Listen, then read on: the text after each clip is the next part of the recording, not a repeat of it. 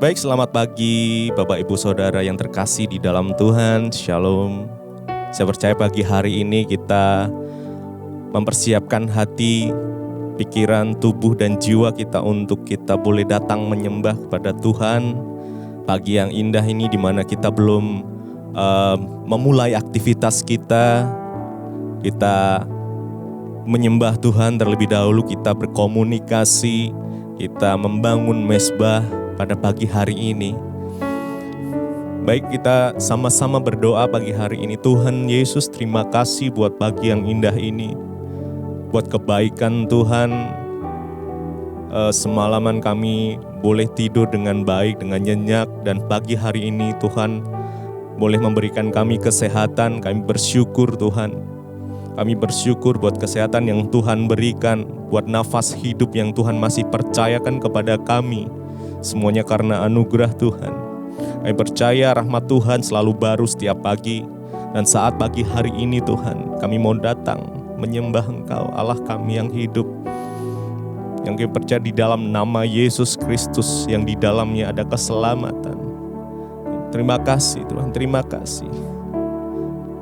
Terima kasih Tuhan.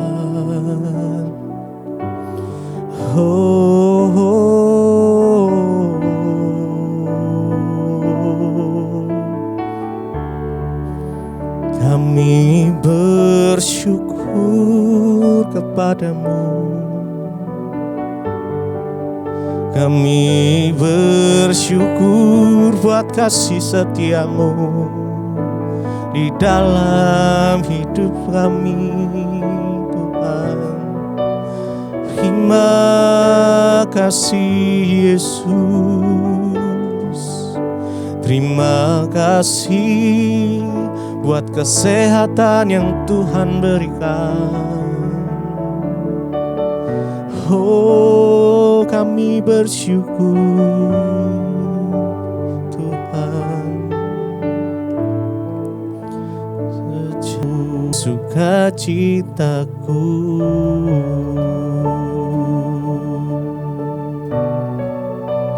Engkaulah Tuhan kekuatanku. Engkaulah Tuhan penolongku. Engkau Tuhan penghiburku. Engkaulah Tuhan sumber kekuatan, tempat perlindungan, kota benteng yang teguh.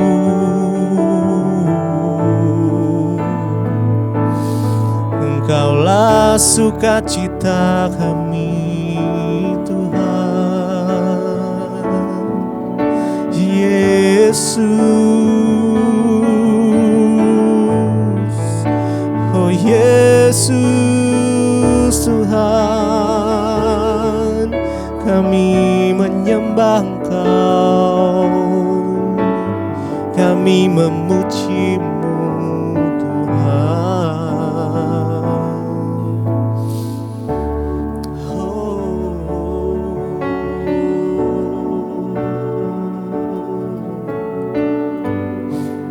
Terima kasih Yesus.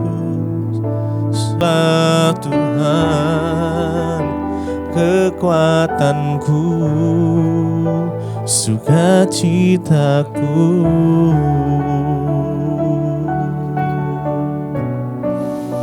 Oh, terima kasih Tuhan, Engkaulah kekuatanku. Oh, sumber kehidupanku. Kami angkat tangan menyembah-Mu, kami memuji nama-Mu. Engkaulah kekuatan kami.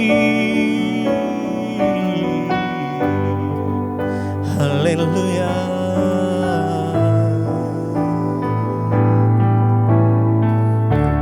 Engkaulah kekuatanku. sumber kehidupanku. Ku angkat tangan menyembah Yesus, Yesus. Kaulah kekuatanku, sumber kehidupanku. Ku angkat tangan menyembah Yesus, Yesus. Kaulah kekuatanku, sumber kehidupanku. Ku angkat tangan menyembah Yesus, Yesus. Engkaulah kekuatan, Engkaulah kekuatanku, sumber kehidupanku. Ku angkat tangan menyembah Yesus, Yesus. Engkaulah kekuatanku, sumber kehidupanku. Ku angkat tangan menyembah Yesus, Yesus. Engkaulah kekuatanku, sumber kehidupanku.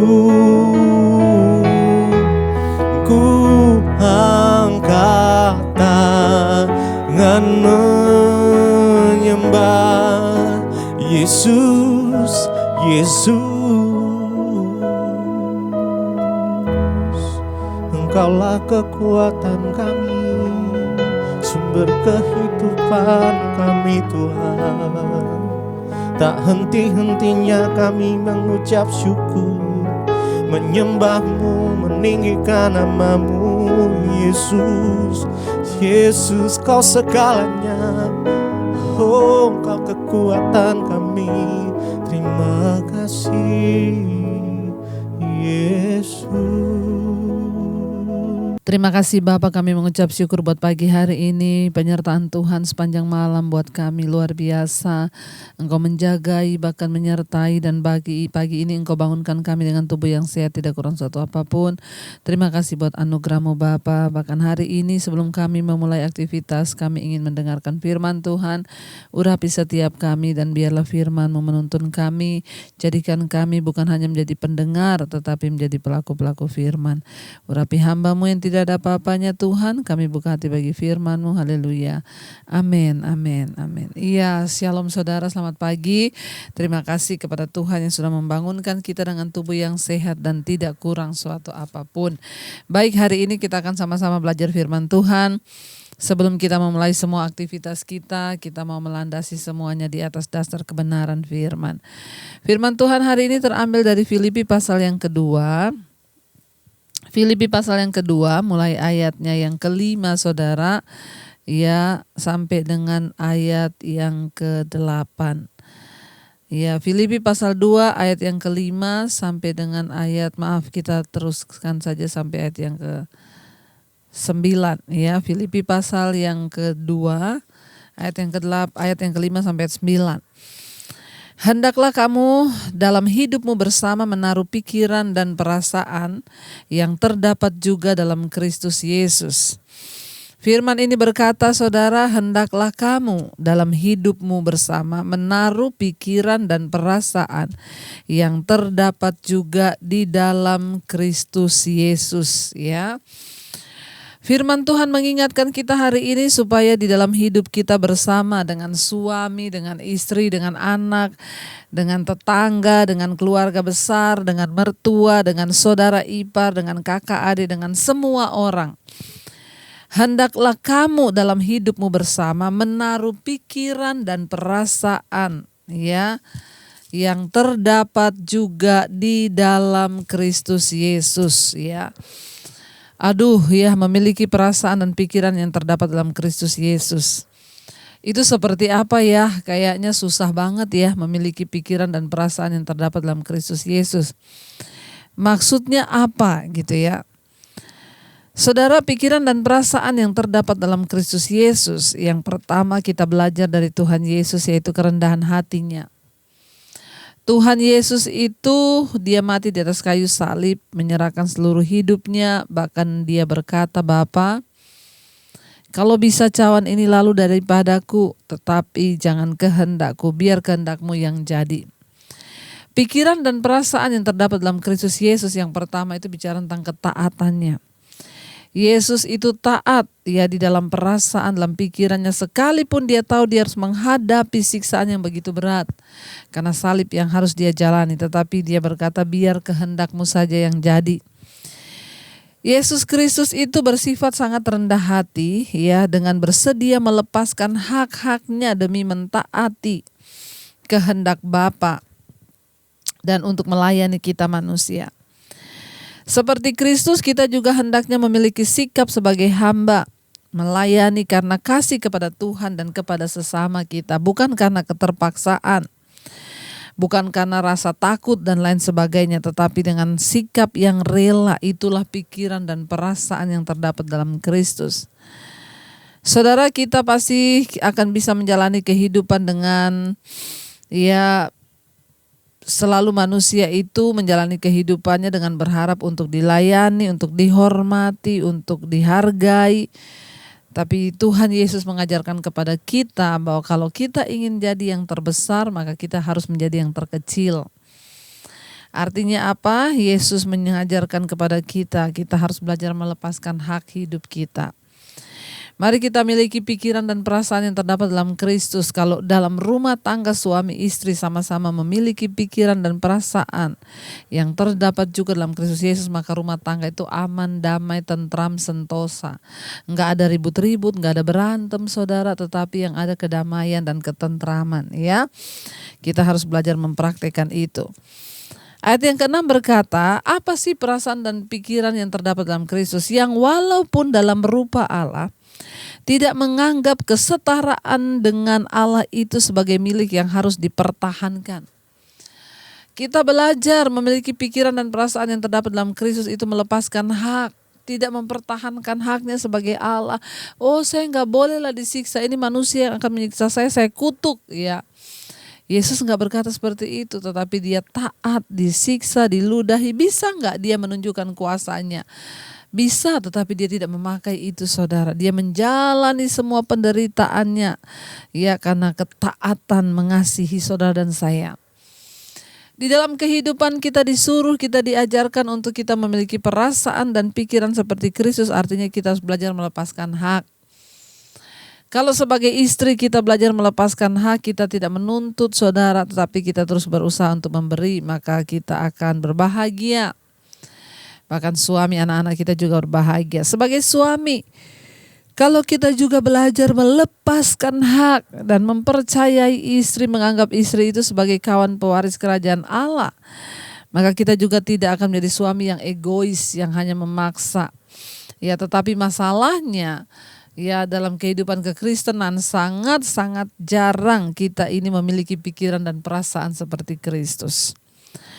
Ya, tidak semua orang memiliki pikiran dan perasaan yang terdapat dalam Kristus Yesus yang walaupun dalam rupa Allah tapi tidak menganggap kesetaraan dengan Allah itu sebagai milik yang harus dipertahankan. Melainkan apa? Ayat 7 berkata, melainkan telah mengosongkan dirinya sendiri dan mengambil rupa seorang hamba dan menjadi sama dengan manusia. Tuhan mengambil rupa hamba menjadi sama dengan manusia. Satu hal yang perlu kita belajar dari Kristus yaitu kerendahan hatinya, mengosongkan diri. Jangan terus berpikir, ya saya tidak terima diginiin, ya di mana harga diri saya tidak dihargai, saya tidak dihormati, saya tidak dianggap. Kalau kita masih menuntut saya, dan saya, itu artinya kita belum mati bagi Kristus. Orang yang sudah bertobat dia mati bagi Kristus sehingga dia dibangkitkan saudara dan dia hidup hanya untuk memuliakan Tuhan. Mari kita belajar hari-hari ini untuk terus mati bagi diri kita. Dan kita belajar hidup bagi kepentingan Tuhan. Yang walaupun dalam rupanya sama dengan Allah, tapi dia tidak menganggap kesetaraan yang itu harus dipertahankan. Melainkan mengosongkan dirinya dan mengambil rupa seorang hamba dan menjadi sama dengan manusia.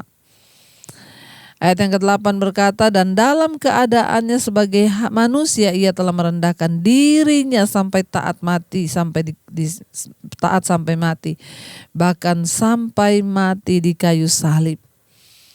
Bahkan sampai mati di kayu salib. Mengapa dikatakan dan ditekankan itu? Karena orang yang mati tergantung di salib itu orang yang terkutuk.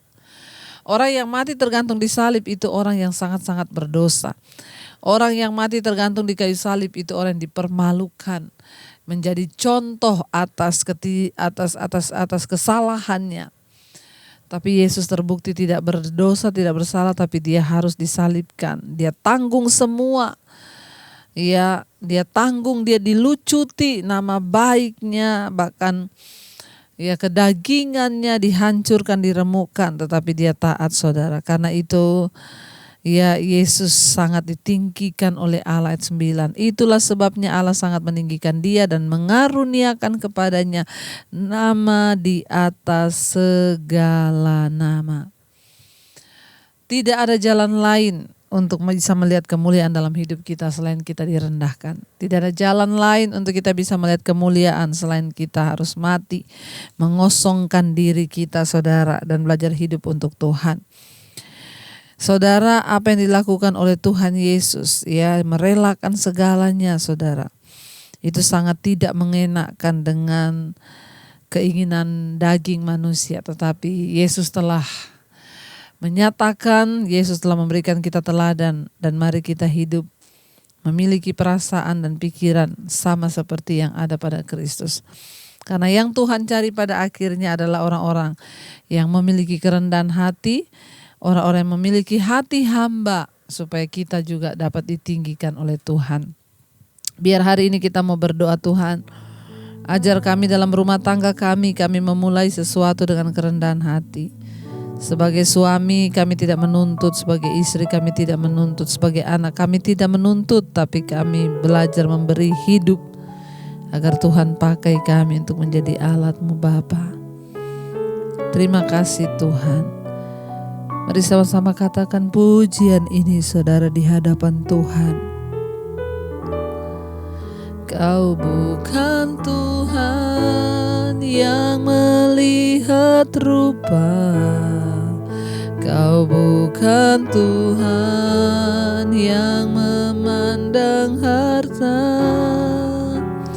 Hati hamba yang selalu Kau cari, biar Kau temukan di dalam selama ku hidup.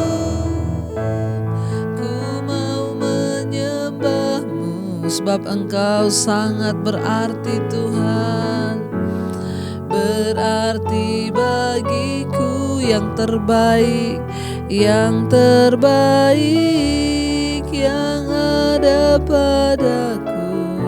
Persembahkan bahkan kepadamu Yesusku.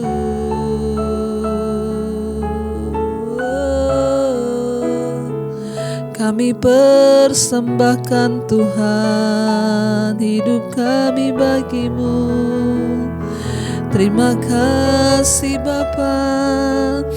Ajar kami menjadi orang-orang, anak-anak Tuhan yang hidup dalam kerendahan hati, memiliki pikiran dan perasaan yang terdapat dalam Kristus, agar rumah tangga kami berbahagia.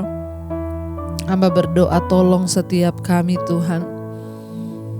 Tolong setiap anak-anak-Mu yang setia mengikuti mezbah syukur, agar hidup mereka ada dalam perkenanan Tuhan. Berkati Bapa, mereka merindukan pemulihan dalam keluarga, pemulihan kesehatan, keuangan. Tuhanlah yang turut bekerja mendatangkan kebaikan bagi orang-orang yang setia. Berkati setiap mereka yang bekerja di luar rumah, dalam rumah, di luar kota, penyertaan Tuhan sempurna. Dijauhkan dari segala mara bahaya kecelakaan, bahkan pemulihan terjadi, yang sakit disembuhkan, yang berbeban berat Engkau berikan kelegaan Tuhan.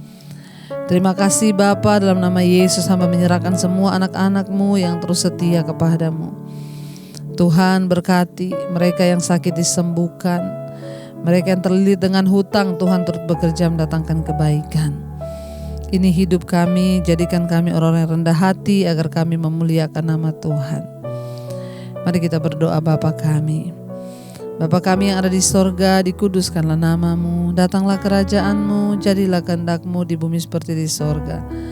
Berikanlah kami pada hari ini makanan kami yang secukupnya, dan ampuni kami akan kesalahan kami, seperti kami juga mengampuni orang yang bersalah pada kami. Dan janganlah membawa kami dalam pencobaan, tapi lepaskan kami daripada yang jahat. Karena Engkau yang punya kerajaan dan kuasa dan kemuliaan sampai selama-lamanya. Buka hati dan tangan-Mu untuk menerima berkat. Diberkatilah Engkau dalam kehidupan-Mu, diberkati rumah tangga-Mu, diberkati pekerjaan-Mu, diberkati kesehatan-Mu, diberkati keuangan-Mu. Tuhan mencukupkan yang Engkau butuhkan, bahkan hidup-Mu menjadi berkat bagi banyak orang. Terimalah kiranya berkat dari Allah Bapa, cinta kasih Tuhan Yesus Kristus, penyertaan Roh Kudus menyertai hidup mulai dari malam hari ini, bahkan sampai kali yang kedua Tuhan Yesus datang kembali menjemput kita. Semua nama-Mu tercatat di dalam kitab kehidupan. Dalam nama Tuhan Yesus yang percaya diberkati Tuhan, katakan bersama, amin, amin. Tuhan Yesus memberkati, selamat pagi dan shalom.